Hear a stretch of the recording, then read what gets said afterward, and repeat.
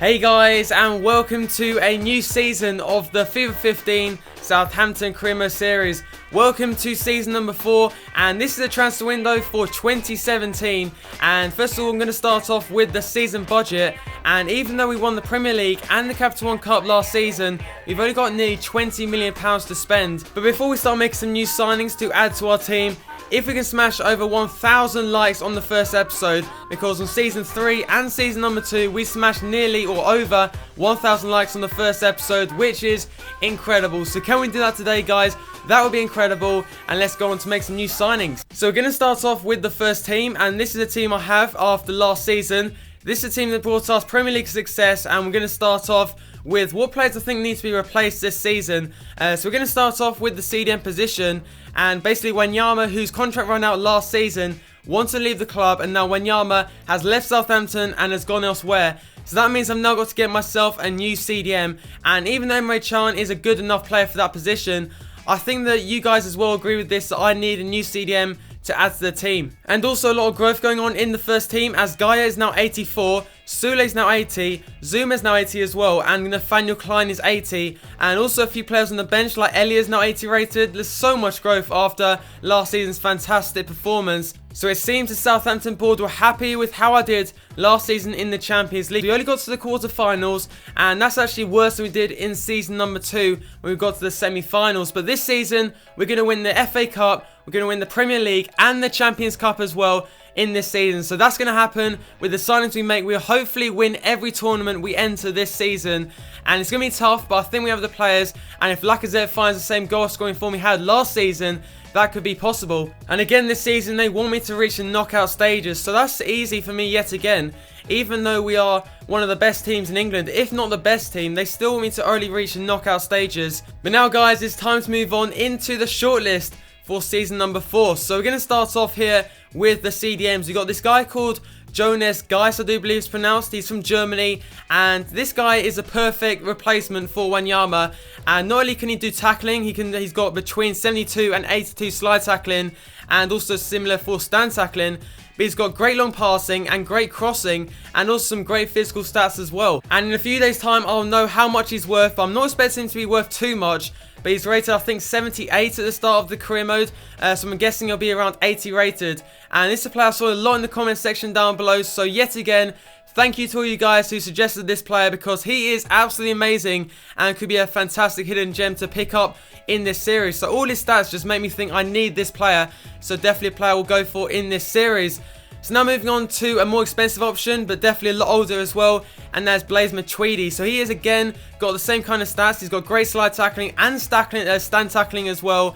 But the best thing is those physical stats. They're just absolutely incredible, and they're all in the green as well. And he's now 86 rated. So again, look at these stats here. And he's got 89, I think, stand tackling, or he's got slide tackling 89 and 90 stand tackling. Like, what? That is absolutely amazing. And he's got high attacking work rate and high defensive work rate. So definitely a player I might go for, but he is a bit on the expensive side, and he's on, he's on 150,000 a week. So I don't think I'll be able to afford him. And we've also got another PSG player by the name of Verratti, and this guy is more the Pirlo kind of player. For me, is the next Pirlo as well. He's Italian, he's worth £20 million, and he's currently on 130,000 a week. So PSG have some great centre midfielders, which makes you think that they're not playing every single one. So maybe Verratti or, for example, Matuidi don't play as much, so maybe Chelsea could get them out of PSG. But this guy, as I said before, has got better passing, better finishing, better all-round attacking play, but not as good defensively as Matuidi. And of course, the main one to go for, or the basically the daddy of all CDMs, is Paul Pogba from Man City now. So he's rated 87, he's 24 years old, and I remember after I watched the Real Madrid game a few nights ago in the Champions League, I just thought I need Pogba in this Southampton team. He's just so good, and when I played him in this series, he was so good to play against. So definitely a player, if I have the money to go for, I will definitely have a look in this series. But the main player is going to be Gareth Bale from Real Madrid. And last episode I said that I would go for former Southampton players to bring back to the team. The likes of Lallana, Luke Shaw came up in the comments, but this is the guy I was thinking of, and it's Gareth Bale from Real Madrid, who at the moment in real life for Real Madrid is not having the best of times. And I remember him back in the Tottenham days when he just scored so many great goals winning Tottenham so many games, but since he's gone to Real Madrid, and especially this season, he's not looked the same kind of player. But look at those stats right here, guys. Just the skill attributes here.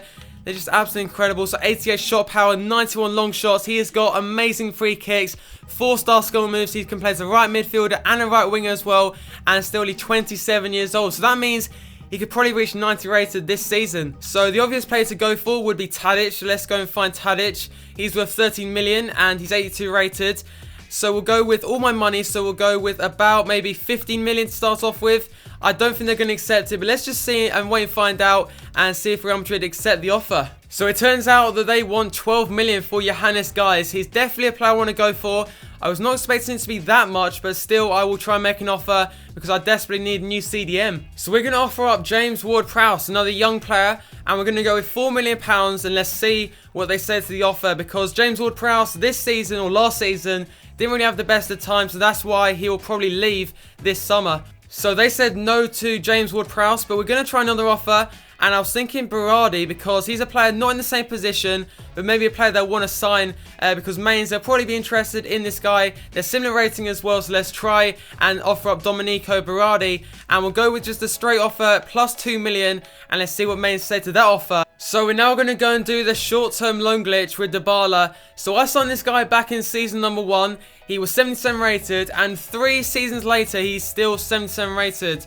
So we'll go and offer up and accept the offer from Stade Rennais, and then he'll go for a few days' time. He'll come back and hopefully grow from that point onwards.